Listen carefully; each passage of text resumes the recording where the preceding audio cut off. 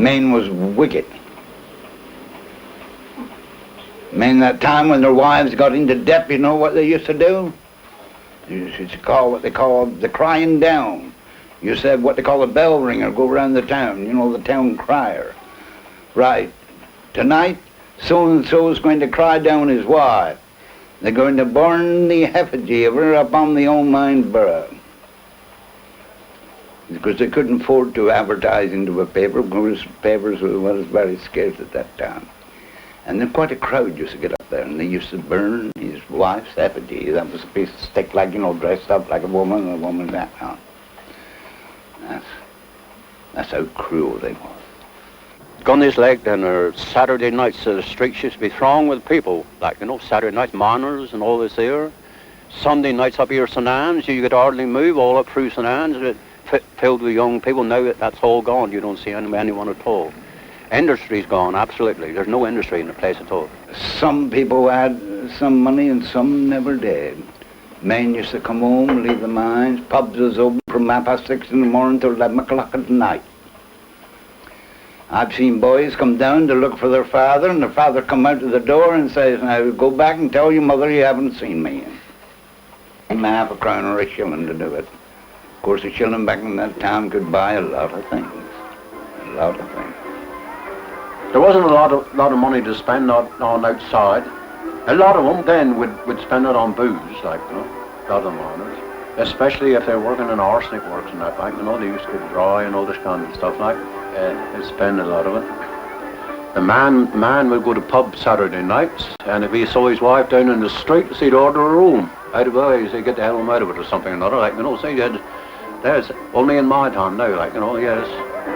Now, I was in there one time, I had a day off from the mine, drinking plenty of beer. Young cousin Jack come in, a bum, what you call a bum. Back in the day, earn more money what a miner do underground when they're bumming on each mine's payday. Right, he came in, he said to Noah Pela, and he said, do you mind if I give a song? No, he said, don't mind. He said, I'll ask the boys. He asked the boys, yeah, that's all right.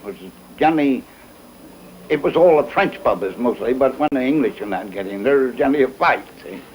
Right. I'm sitting down drinking. I had a day off from the mine. Okay. Quiet place, and they said he's going to give a song. He won't walking up through the tables, because you're not allowed to go to the counter at all, unless you got floor waiters bring you the beer. And he started. I want to see that dear old home again. I thought to myself, come on, let's get out of here for sure. He was making me heartbroken for home. I was gone out of that door the quickest what you could say. Yeah. Now, Maldenham's been a port since time immemorial, and it once served the interests of Tavistock Abbey, who apparently imported great quantities of cider, amongst other things, and the needs of the surrounding farmers and inhabitants. With the growth of copper mining, it was quite natural to use the same port, and consequently pack horses were employed in the reverse direction to bring the copper ore down to the quays, which we shall see over there. It's interesting to note that something like 4 or 5 ships of up to 300 tons at sailing vessels could occupy the quay at the same time, and it must have been a very impressive sight in its heyday, with the traffic on the river passing Calstock down to the mouth of the Tamar.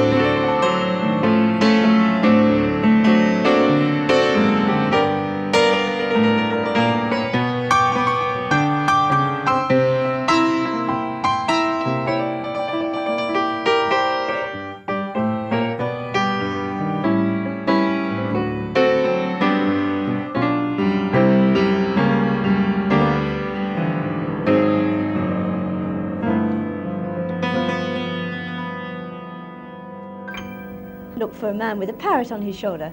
I beg your pardon? A parrot? I said a cockatoo. I beg your pardon? Yes, exactly. Please. Is it an old Cornish custom for innkeepers to go around with cockatoos on their shoulder? That's according to what Cornish mead means. What does Cornish mead mean? Well, that was the old brew that they used to do here before beer. Are there any special Cornish customs now? Legal or otherwise? Oh, strictly legal. Strictly legal. Down here, they're all gone. In other parts of Cornwall? Aye, further down. Further down. What's all heck down here? Somebody asked me if I'd like a tiddy-oggy. I didn't know what he meant. Well, the only true tiddy-oggy I ever got was up in London, just at the brown-bearded Isha. A real tiddy-oggy. But if you want one, it's about that size, a real tiddy-oggy. But what is a tiddy-oggy? It's a thing made in pastry with a lot of stuff inside, and when you get it, You mean a Cornish pasty? Cornish pasty. Yeah. But that's most important. Most important. Are you Cornish yourself? Not very lightly. But do you like living down here? I like it very much. Cornish people are very pleasant, and I mean this sincerely.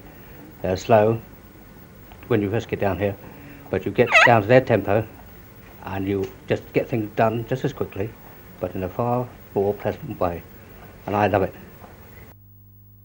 It all started, I believe, many, many years ago when a man had a row with his wife locally, and he was feeling fed up, and he went out and he slammed the door and he set off to visit old Bill. And he stayed here with Bill drinking cider for some time. When he got back home, he was feeling so good. His wife said, "Well, there's a change, isn't it? What's happened to you since you went out?" She said, "I've been up to surgery." She said, "Where?" He said, "I've been up to see Will's surgery. Feel a lot better now." Ever since then, it's been known as Will's surgery. It's got it on the door over there when you come in, Will's surgery. And it really is marvellous stuff. When I arrived earlier today, I don't know whether you can hear the noise in the background, it's the old motor going, but they were just putting down this year's cider.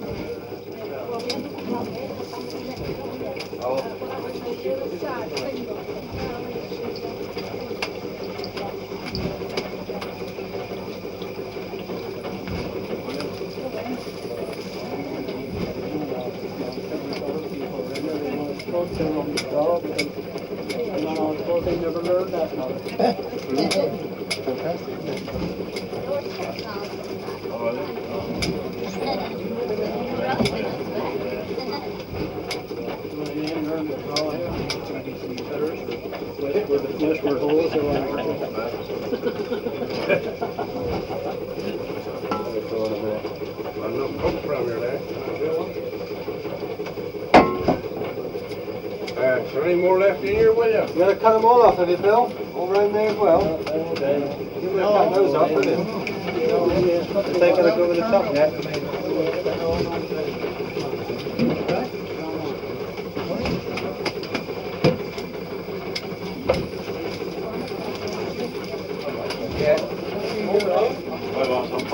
No, it'd be all day what we want, Frank. Maybe short.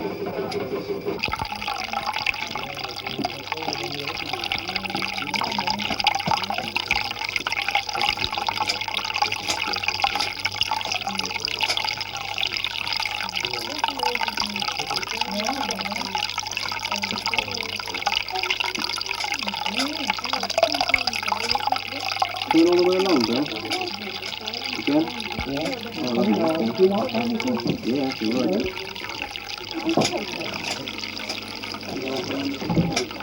Sorry?